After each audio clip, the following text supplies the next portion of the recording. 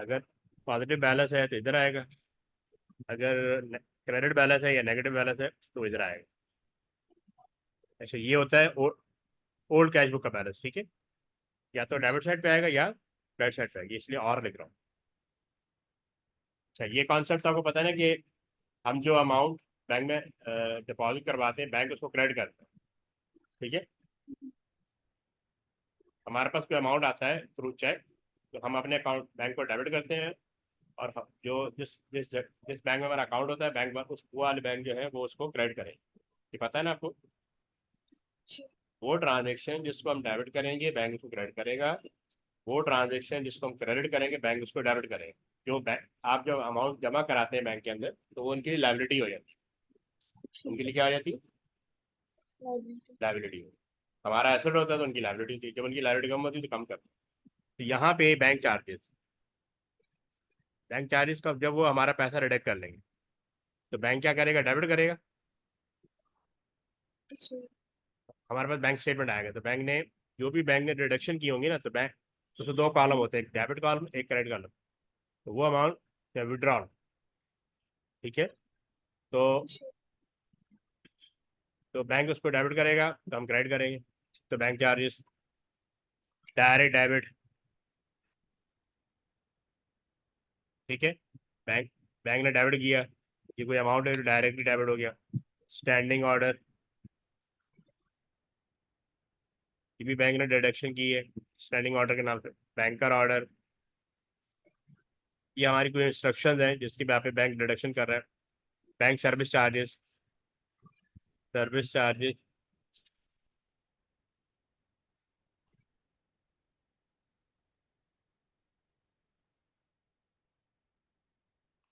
ये standing order के नीचे क्या है?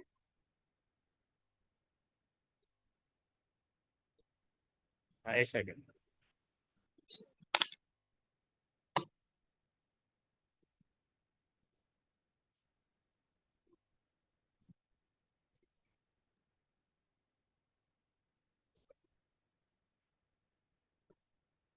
आपने क्या पूछा? स्टैंडिंग ऑर्डर के नीचे। स्टैंडिंग ऑर्डर के नीचे बैंकर ऑर्डर, उसके बाद ये सर्विस चार्जेस है, और उसके बाद इंटरेस्ट चार्जेस, ठीक है। जी। और चेक डिसऑनर, ये कुछ कॉमन आइटम है जो इधर आते हैं, यानी ये सारे बैंक ने डेबिट किए होंगे तो हम क्रेडिट करेंगे। ये इन्फॉर्मेशन हमें बैंक स्टेटमेंट से मिलती थी, इसीलिए हम अपने कैश बुक को अपडेट करते हैं। अगर कोई ये हमें पता नहीं है, ठीक है, हमने बैंक स्टेटमेंट से देख के इसको अपने अपडेट कर रहे हैं, इनमें से कुछ भी हो सकता है।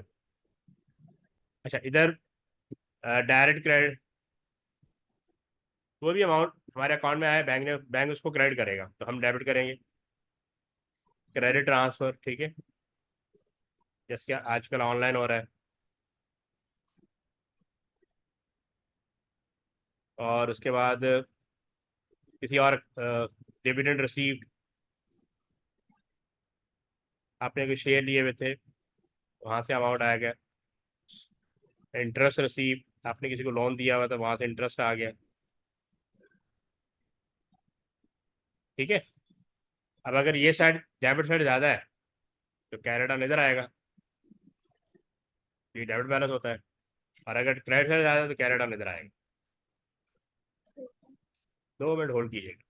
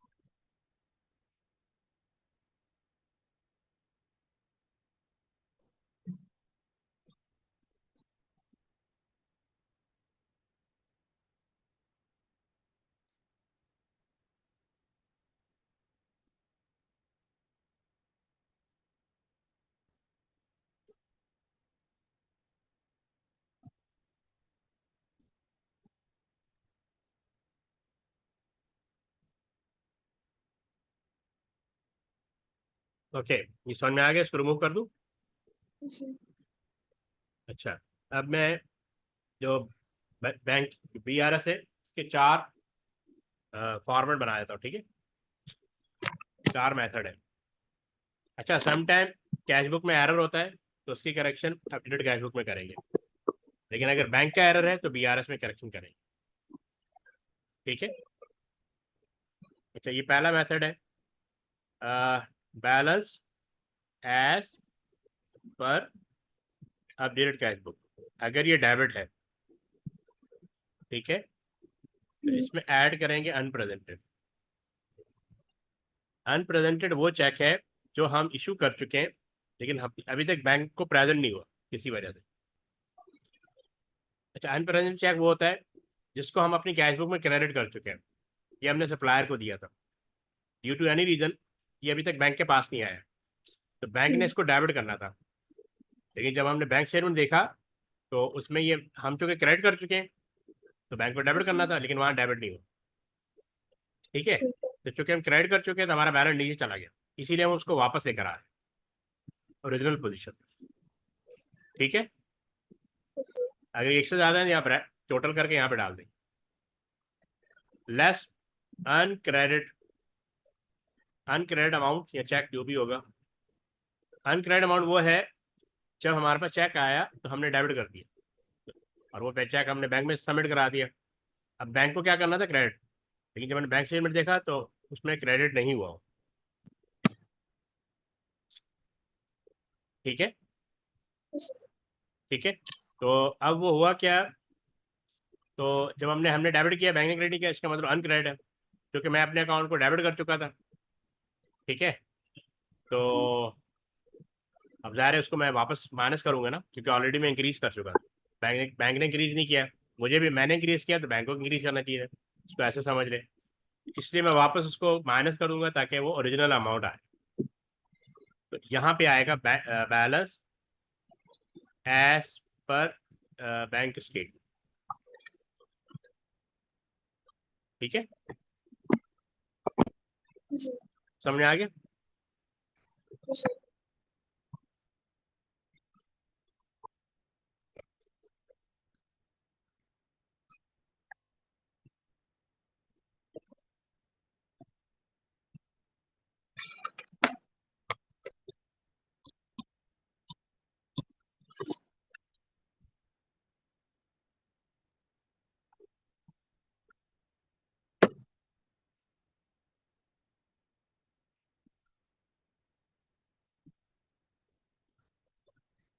ओके, अब इसी का दूसरा method, balance as per bank statement, sorry अभी तो कैश बुक पे चला रहे, अपडेटेड कैश बुक, अपडेटेड, लेकिन इस दफा जो बैलेंस होगा ना वो क्रेडिट होगा, यहाँ इसको कहते हैं ओवरड्राफ्ट। यानी हमारी कैश बुक का बैलेंस क्या है? क्रेडिट है, ठीक है? तो इस सेंस में आपने ऐड करना है अनक्रेडिट को और लेस करना है अनप्रेजेंटेड को, याद रहेगा ना ये? एड अनक्रेडिटेड और add less. Uncredit, add uncredit, less unpresented, again आपका हम्म। बैलेंस आ जाएगा balance as per bank statement, ठीक है। ठीक है?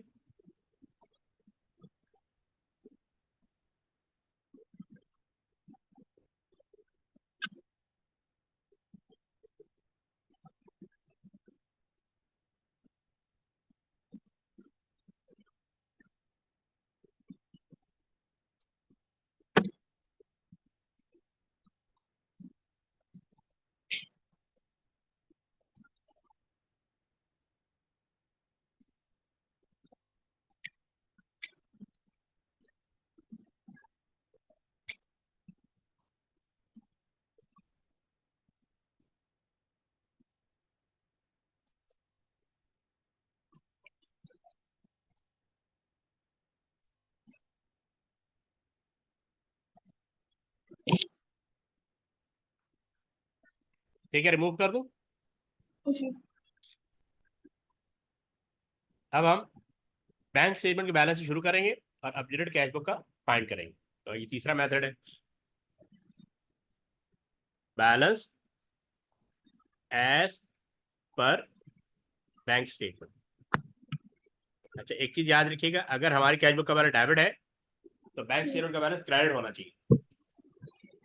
ठीक है, अगर हमारा वेरिएंस क्रेडिट ऑपोजिट होगा। हाँ अपोजिट होता है ना। जी ठीक है, तो मतलब जरूरी नहीं है, लेकिन नॉर्मल सिचुएशन हम ये अज्यूम करेंगे कि हमारे पास अगर डेबिट बैलेंस आ रहा है तो बैंक के पास क्रेडिट आना चाहिए, अमाउंट सेम होना चाहिए, है ना। तो फिर बीआरएस बनाने की जरूरत नहीं पड़ती। लेकिन बीआरएस बनाने की जरूरत इसीलिए पड़ती है कि आपकी कैश बुक में बैलेंस कुछ और आ रहा है, वो डेबिट भी हो सकता है, क्रेडिट भी हो सकता है। और जी बैंक स्टेटमेंट का जो क्लोजिंग बैलेंस है या बैंक का जो क्लोजिंग बैलेंस है वो कुछ और आ रहा है। ठीक है, वो अगर आपके पास डेबिट हो रहा है तो वहाँ पे भी डेबिट हो सकता है, यहाँ पे आपके पास क्रेडिट हो रहा है तो वहाँ पे कुछ और हो सकता है, क्रेडिट हो सकता है। तो यानी नेचर भी सेम हो सकती है, अमाउंट भी डिफरेंट हो सकता है, फिर डिपेंड ऑन सिचुएशन, इसीलिए फिर हम बीआरएस बनाते हैं। ठीक है, जी तो अभी हम अज्यूम करते हैं बैंक स्टेटमेंट का बैलेंस डेबिट है। क्या है? डेबिट। डेबिट है। अगर तो इसका मतलब हमारे पास क्रेडिट होना चाहिए। जी इसलिए आपने कैश बुक के जो बैंक स्टेटमेंट का बैलेंस होता है क्लोजिंग में, उसको देखना होता है कि वो डेबिट लिखा हुआ है या अगर डेबिट लिखा हुआ है इसका मतलब नेगेटिव बैलेंस है, यानी ओवरड्राफ्ट। क्या है? ओवरड्राफ्ट, इसको आप ओवरड्राफ्ट भी लिख सकते हैं। इस केस में आपने ऐड करना है अनप्रेजेंटेड को। अनप्रेजेंटेड वो अमाउंट है जिसका चेक हमने दे दिया था, हमने अपनी कैश बुक क्रेडिट कर दिया, लेकिन आगे वो प्रेजेंट नहीं हुआ ड्यू टू एनी रीजन। और अनक्रेडिट लेस करेंगे अनक्रेडिट। ठीक है, तो अब लिखेंगे balance as per updated cash book. ठीक है, ये आ जाएगा balance as per updated cash book, ये वाला। तो ये तीसरा मेथड था। चौथी सिचुएशन ये हो सकती है, आपने कहा बैलेंस, ये तो सेम ही है। नहीं फर्क है ना, यहाँ पे हमने बैंक स्टेटमेंट के बैलेंस से शुरू कर रहे हैं ना। तो अब क्या फाइंड आउट क्या किया, balance as per updated cash book. पहले दो मेथड वो हमने कैश बुक के बैलेंस से शुरू किया, बैंक स्टेटमेंट का बैलेंस फाइंड किया। क्लियर? जी सही। वो दो मेथड थे कि आप कैश बुक के बैलेंस से शुरू करेंगी हम्म, और बैंक स्टेटमेंट का बैलेंस फाइंड करना है, उसके साथ मैच करना है। अब ये जो दो ठीक है। केस है, बैंक स्टेटमेंट बैलेंस से आपने शुरू करना है और अपडेटेड कैश बुक का बैलेंस फाइंड करना है, क्योंकि ये ईयर्स के अंदर वो आपको किसी भी मेथड से कैलकुलेट करने को दे देगा, तो आपको चारों मेथड आने चाहिए। सही। तो balance as per bank statement. ठीक है, तो ये कब होगा? ऊपर डेबिट बैलेंस है, इसका मतलब नेगेटिव था, ये क्रेडिट हो सकता है, क्रेडिट का मतलब पॉजिटिव। बैंक स्टेटमेंट का अगर क्रेडिट बैलेंस है तो क्या है? पॉजिटिव। तो हमारा भी इतना ही होना चाहिए। ऐड करेंगे अनक्रेडिट और लेस करेंगे अनप्रेजेंटेड। ठीक है, अब ये अच्छा बैलेंस आ जाएगा balance as per updated cash book. और याद रखना कि बैलेंस शीट में जो कैश बुक जो बैलेंस जाता है बैंक अकाउंट का, वो अपडेटेड कैश बुक का बैलेंस जाएगा। ठीक है, ठीक है। अब ये टोटली डिपेंड करता है प्रैक्टिस पे, इसके लिए बहुत ज़्यादा प्रैक्टिस चाहिए होती है, क्योंकि बहुत डिफरेंट सिनेरियो से क्वेश्चन दे रहा होता है। वो पेपर वन में खास तौर पर इसके पेपर वन में तो खास की प्रैक्टिस चाहिए होती है। अच्छा, अभी ये क्वेश्चन है, इसको देखते हैं।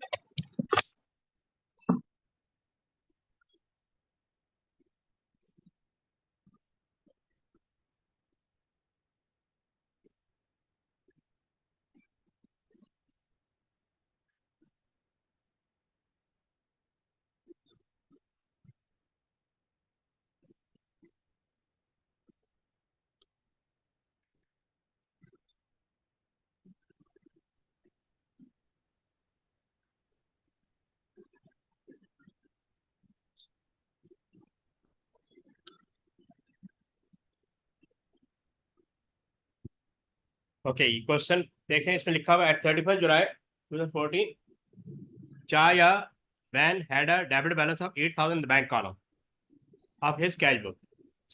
तो कैश बुक का डेबिट बैलेंस का मतलब है पॉजिटिव है। आपका क्या, आपका बैंक अकाउंट क्या है आपके अकॉर्डिंग कि ये पॉजिटिव है, और इसका मतलब बैंक स्टेटमेंट में जो बैलेंस आना चाहिए वो क्रेडिट होना चाहिए, ऐसे ही। जी।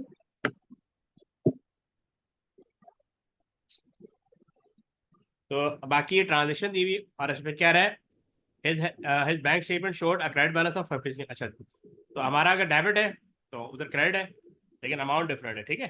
तो यहाँ पे भी पॉजिटिव है और यहाँ पे भी पॉजिटिव, हमारी तरफ से भी पॉजिटिव है, बैंक की तरफ से भी पॉजिटिव। अब क्या रहा, on comparing the cash book with the bank statement the following discrepancies were found. पहला तो दिया हुआ bank charges of $150 appeared in the bank statement but had not been entered in the cash book। वो information जो bank statement में available है हमारे पास नहीं है, उसको हम ट्रांसफर करेंगे कैश बुक में, यानी अपडेटेड कैश बुक। किसमें ट्रांसफर करेंगे, अपडेटेड कैश बुक में ना। तो और यानी बैंक ने अगर डेबिट किया तो हम क्या करेंगे, क्रेडिट करेंगे। तो अगर हम यहाँ पे अपडेटेड कैश बुक बना दें,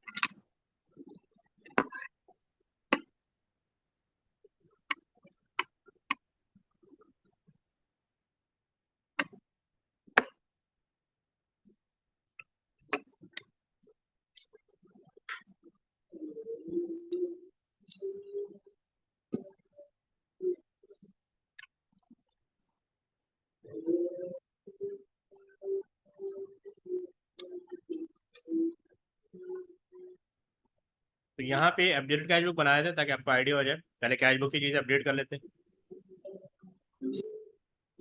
यहाँ पे अपडेटेड कैश बुक, क्योंकि पॉजिटिव बैलेंस है तो ब्रॉड डाउन करेंगे 8,000 यहाँ पे, ठीक है। यहाँ तक क्लियर,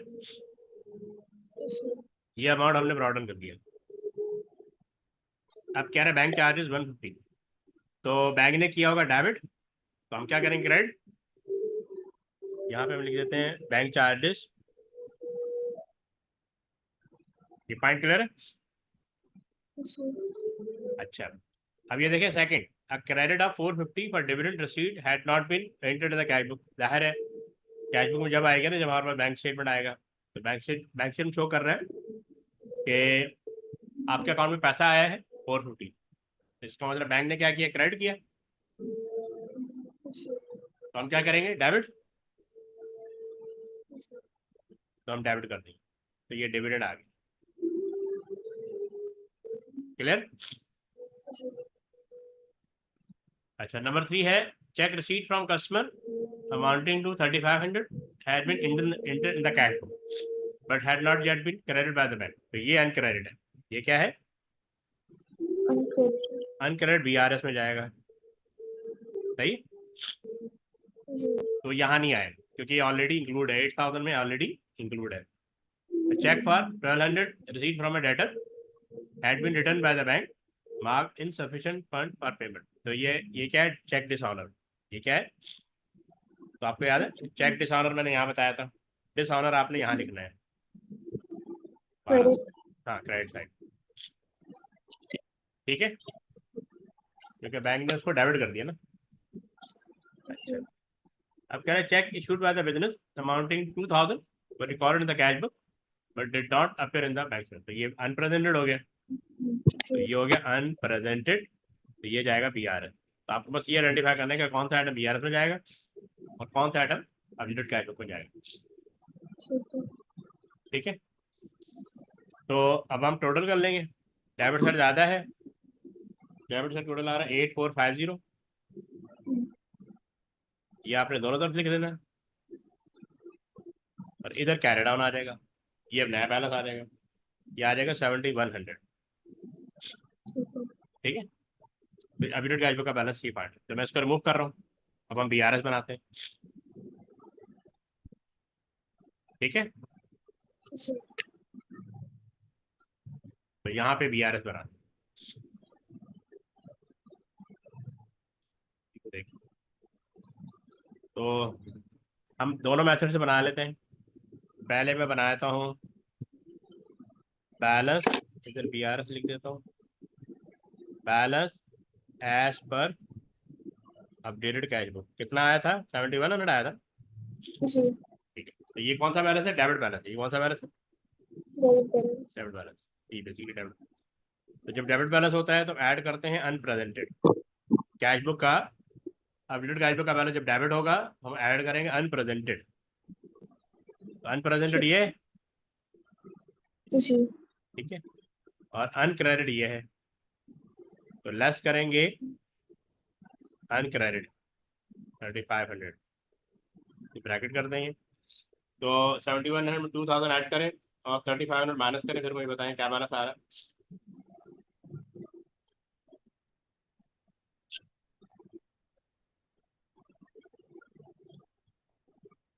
5600। 600, ये देखें यही है। जी। जी। सेम आ गया ना, तो आप लिख सकती हैं balance as per bank state. मैं ये शॉर्ट वर्ड यूज कर रहा हूँ, आपने पूरा वर्ड यूज करना है। सही है। ठीक है, इसको रिमूव कर दूँ। जी। अब हम इसको balance as per bank statement करते हैं। बैलेंस, यहाँ पे BRS as per bank state, तो ये पॉजिटिव बैलेंस यानी क्रेडिट बैलेंस है 5600। ये पता होना चाहिए क्रेडिट बैलेंस। ठीक है, इस केस में ऐड करेंगे अनक्रेडिट। ठीक है, अनक्रेडिट ये है। ये दोनों बना रहे हैं? आपको दोनों तरीके से बनाना आना चाहिए। अच्छा, सही है। मैंने आपको 4 मेथड बताया ना, उनमें से हम्म, एक अपडेट कैश बुक को पहले शुरू करेंगे और एक यहाँ बैंक स्टेटमेंट।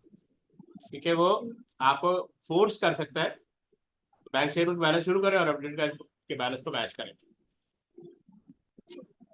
मैं इसलिए आपको दोनों बता रहा हूँ। तो अनक्रेडिट इस केस में देखें, बैंक स्टेटमेंट का बैलेंस क्या है? 5600, और ये क्रेडिट है। ऐड करेंगे अनक्रेडिट, क्रेडिट में क्रेडिट होता है ना, और जी। लेस करेंगे अनप्रेजेंट, तो ये डेबिट बैलेंस होता है अनप्रेजेंटेड। तो ये है 2000। अब जरा फाइंड करें,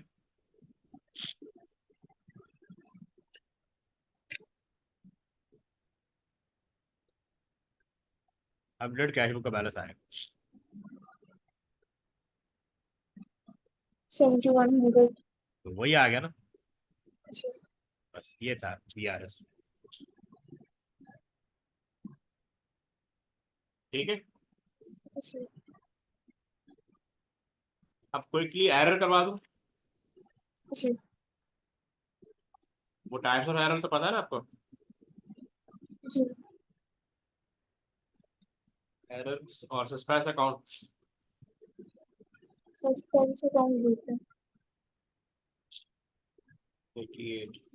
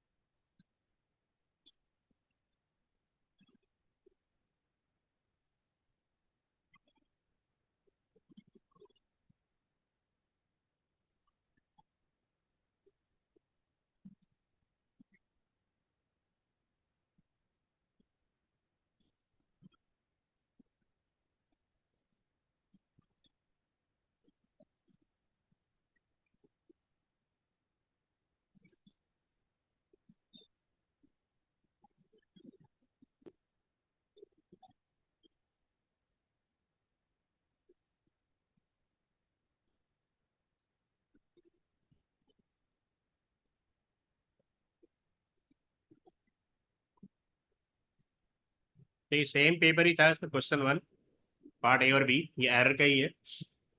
ये यहाँ पे आपको पहले से बैलेंस शीट दी हुई, the following the draft, draft का मतलब होता है अभी ये फाइनल नहीं हुई, फाइनेंशियल पोजीशन ऑफ चैन या वैन as holder at 31st May, ये उसकी बैलेंस शीट दी हुई है।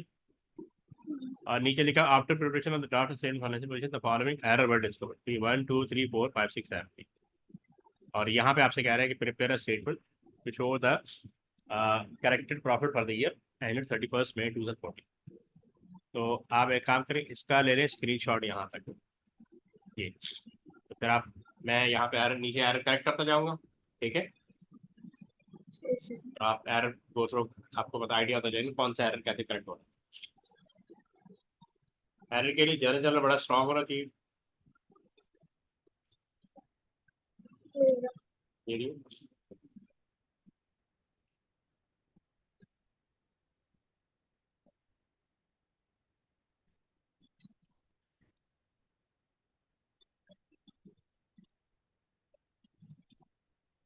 यहाँ पे हम, अच्छा इसका प्रॉफिट दिया हुआ है ऊपर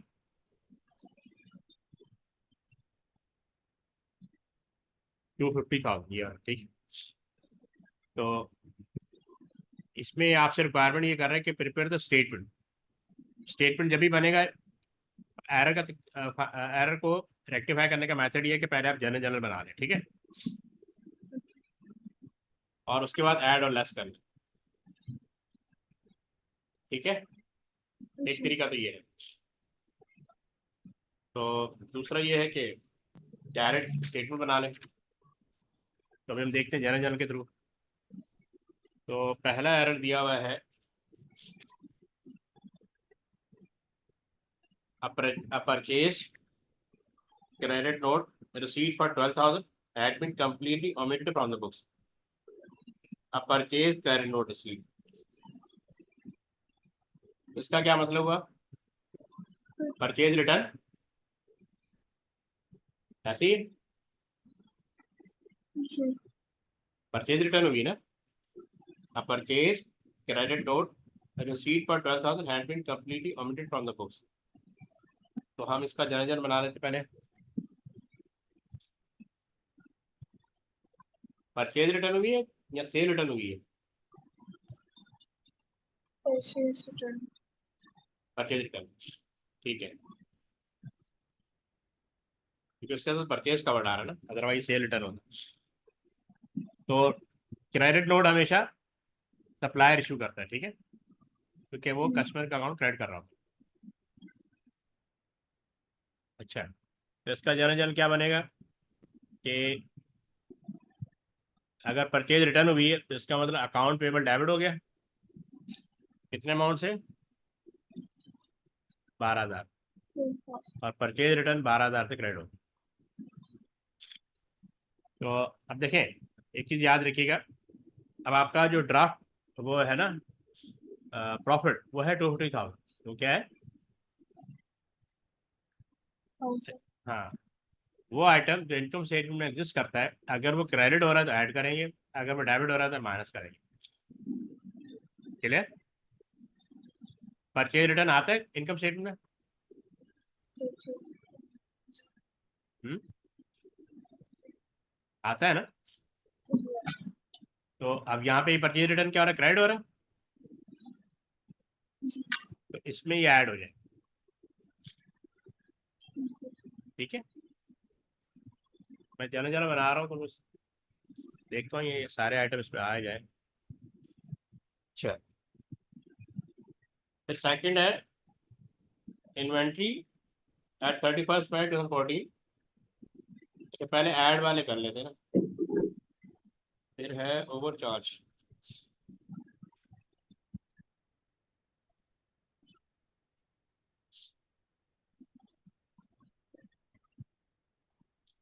चलिए पहले ये देख लेते हैं। Inventory at 31st May 2014 cost 6,000 was found to be damaged. The customer has been agreed to buy the goods for 2,500. Delivery cost will be 250। आपकी जो इन्वेंट्री लॉस हो गई 6,000 की, कितने की? ठीक है, अब 6000 की लॉस, लेकिन 2500 की वो परचेज कर रहा है, लेकिन प्लस हमें 250 जो है वो डिलीवरी चार्जेस खुद बेयर करने पड़ेंगे। आपसे वो कितनी परचेज कर रहा है? 2500 की। एक्चुअली इन्वेंट्री लॉस है 6000 का, कितना है? 6,000 का लॉस है। इन्वेंट्री लॉस 6000 है ना, जी तो 6000, लेकिन 2500 इसमें रिकवर हो रहे हैं, जी ठीक है। तो अगर 2500 इसमें से रिकवर हो रहे हैं तो पीछे कितना रहेगा? 3500, जी ठीक है। लेकिन आपको डिलीवरी चार्जेस देने पड़ रहे हैं, तो 250 ऐड हो जाएंगे, तो आपका लॉस आ गया 3750। ये बात समझ में आ रही है? जी असल में आपकी इन्वेंट्री लॉस हो रही है 6000 से, लेकिन उसमें से 2500 रिकवर हो रहे हैं, कोई एक कस्टमर है वो परचेज कर रहा है 2500, लेकिन उसकी प्रेमिसेस तक पहुंचाने के लिए हमें 250 फर्दर स्पेंड करने पड़ रहे हैं, ठीक है। जी तो इस सिनेरियो में तो असल में लॉस ये है 3500, लेकिन 250 आपने फर्दर पेयर करना है, तो ये टोटल लॉस हो जाएगा 3750। ठीक है, लॉस इंक्रीज होगा तो प्रॉफिट रिड्यूस होगा। जी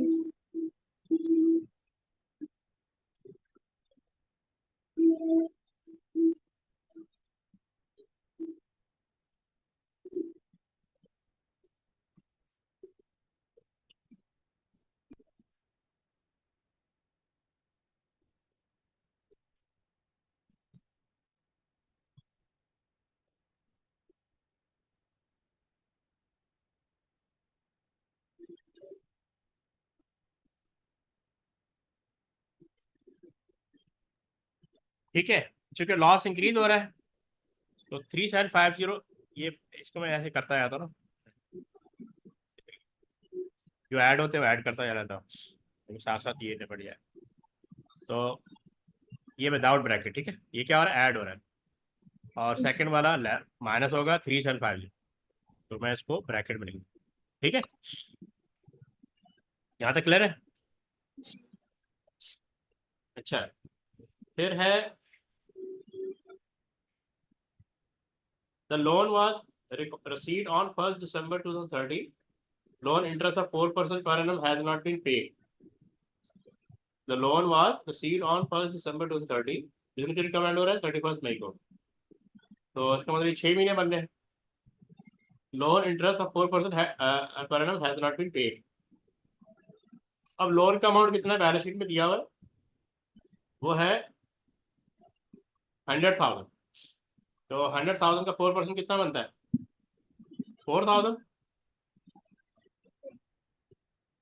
समझ में आ रही बात?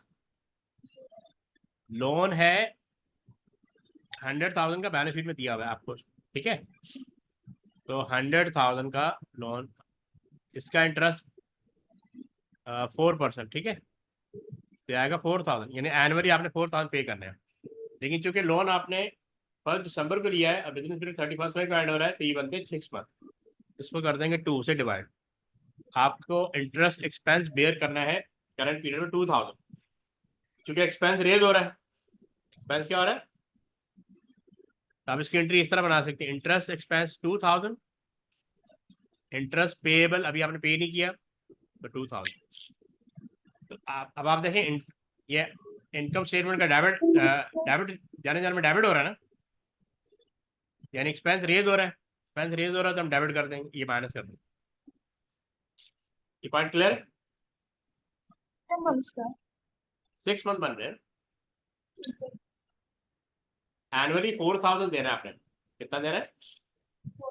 1 लाख का 4% 4000 बनता है ना, जी लेकिन आपने लोन लिया 1 दिसंबर को, ठीक है, और बिजनेस पीरियड आ रहा है 31 मई को, तो 5 महीने वो और 1 महीना दिसंबर का, 6 महीने हो गए ना, तो डिवाइड बाई 2 कर देंगे। तो करंट पीरियड में एक्सपेंस आपको पड़ेगा, इंटरेस्ट एक्सपेंस पड़ेगा 2000। क्योंकि आपका एक्सपेंस रेज हो रहा है तो प्रॉफिट में से माइनस हो जाएगा, ठीक है। Point clear, okay. अब ये नंबर 4 टिपिकल है। During the year vehicle repair of 2000 had been incorrectly debited to the motor vehicle account, तो motor vehicle have been depreciated by 25% per annum on the year end value. अब देखें, जो motor vehicle है उसमें गलती से 2000 चला गया है, गलती से क्या चला गया, 2000।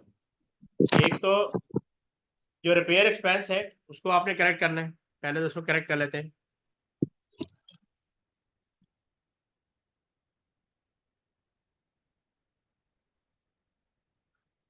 ठीक है, ये मैं रिमूव कर रहा हूँ।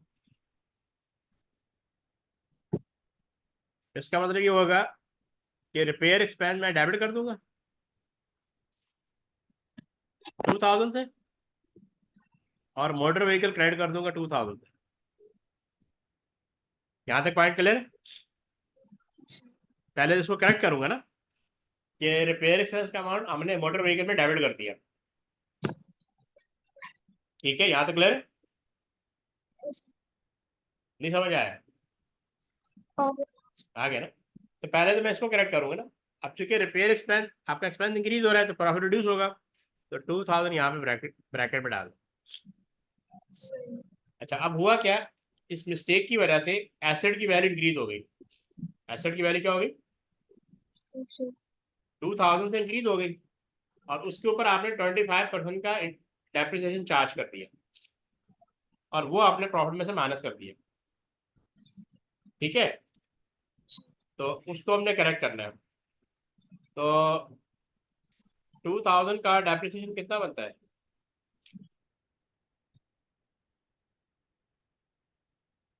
2000 का 25% कितना बनता है, 500।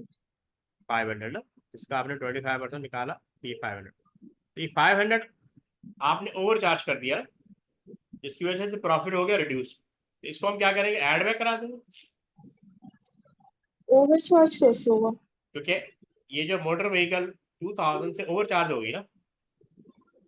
जी। आप एरर पढ़ लेना, नंबर 4 पढ़े जरा।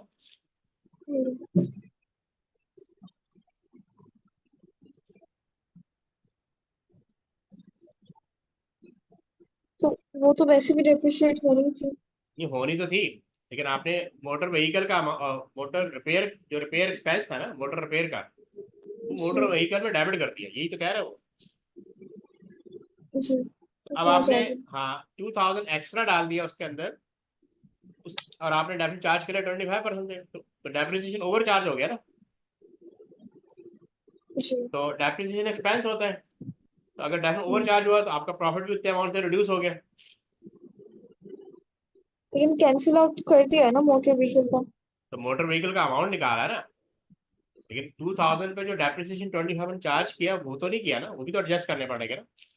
जी, सही। तो वो 500 ये आ रहा ना। अब हम क्या करेंगे, प्रोविजन, इसको हम, तो इसको हम 500 ऐड कर लेंगे। ठीक है, 500 ऐड कर लेंगे, क्योंकि हम ऑलरेडी माइनस कर चुके हैं। तो इसकी एंट्री आप ठीक बनाना है। चाहें तो बना सकते हैं, प्रोविजन फॉर डेप्रिसिएशन डेबिट हो जाएगा, नॉर्मल क्रेडिट होता है ना, जब जब डेप्रिसिएशन चार्ज करते हैं, जी। IS क्रेडिट हो जाएगा।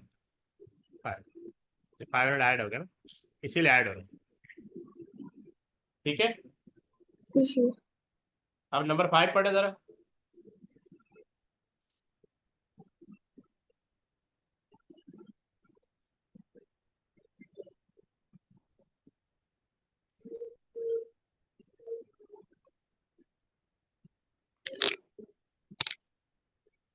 पहले पढ़ लिया, क्या समझ में आया, क्या हुआ इसके अंदर?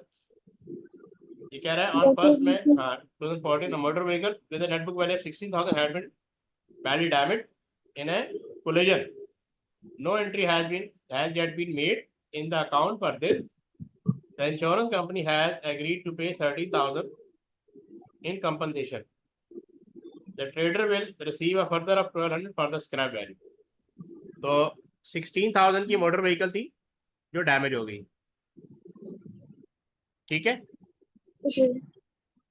तो 16,000 की मोटर व्हीकल थी जो डैमेज हो गई, जिसमें से कह रहा है 13,000 रिकवर हो जाएंगे। हम्म। तो अब लॉस कितना रह गया, 3,000।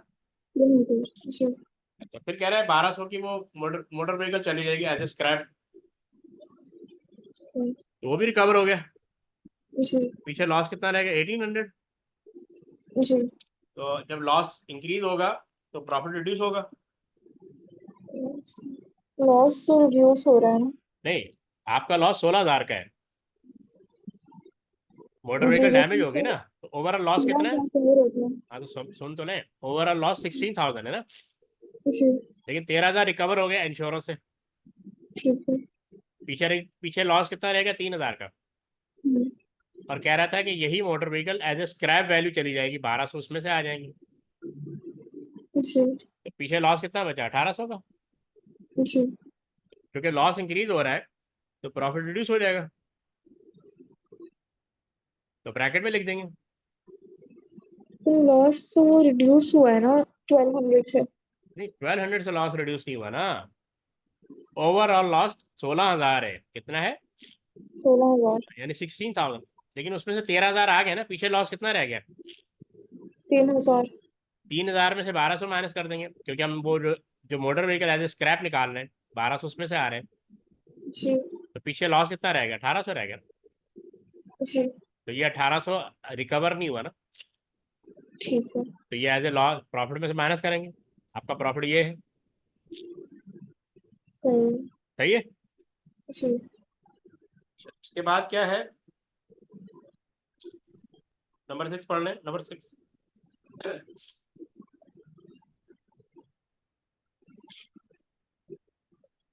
कर लिया। तो ये क्या हो गया, बैड डेट हो गया। हो गया। जी बैड डेट का पता ना, आईएस डेबिट हो जाता है। जी। बैड डेट में आईएस डेबिट 8,000 हम्म, और अकाउंट रिसीवेबल क्रेडिट 8,000, ऐसे ही है। जी क्योंकि आईएस डेबिट होने का मतलब आपका लॉस इंक्रीज हो रहा है, जी। तो आपका प्रॉफिट रिड्यूस हो रहा है। 8,000 से ये हम्म, माइनस कर देंगे, तो अब जो अमाउंट आ जाएगा वो है, ये हो जाएगा 2,44,950 नेट, नेट प्रॉफिट, ठीक है। हम्म, करेक्टेड प्रॉफिट क्या है, करेक्टेड, ठीक है। जी अब इसमें दो चीजें आपके पास आएंगी, अब इस क्वेश्चन में तो वो नहीं है, सस्पेंस अकाउंट। एक हम्म, आपको सस्पेंस अकाउंट बनाने को आ सकता है, दूसरा करेक्शन करनी होती है, फिर आपसे कहेगा कि ये करेक्शन को, इन करेक्शन के थ्रू एडजस्ट करें इनकम स्टेटमेंट को और बैलेंस शीट। ठीक है। तो मैं आपको पेपर भेज दूंगा, तो आपने इसका पार्ट भी देख लेना है, ठीक है। उसमें बैलेंस शीट को एडजस्ट किया है, तो ये जितने भी बैलेंस शीट आइटम है वो आपने देख लेने, ठीक है, प्लस माइनस हो गए। ठीक है। तो और अभी सस्पेंस अकाउंट। क्या, सस्पेंस अकाउंट। वो इसमें नहीं है, उसका आपको मैं पेपर बताया था। आपको मैंने टॉपिकल वीडियो भेजी ना, उसमें देखें, सस्पेंस अकाउंट की वीडियो देख लीजिएगा। ठीक है। ये है जो मई 2020 में सस्पेंस अकाउंट आया, जनरल जनरल भी है, सस्पेंस अकाउंट भी है और करेक्टेड प्रॉफिट स्टेटमेंट भी है। तो आप ये लिख लें, मई 2020। सही है। ये है पेपर 21 क्वेश्चन 3। ठीक है। इस इसको देखिएगा, मार्किंग सीम से ट्राई कीजिएगा, मतलब मैं कल समझा दूँ। सही है। अब आप कल तक क्या कर लेंगी। ये सस्पेंस अकाउंट वाला पेपर और जो आप अभी भेजेंगे।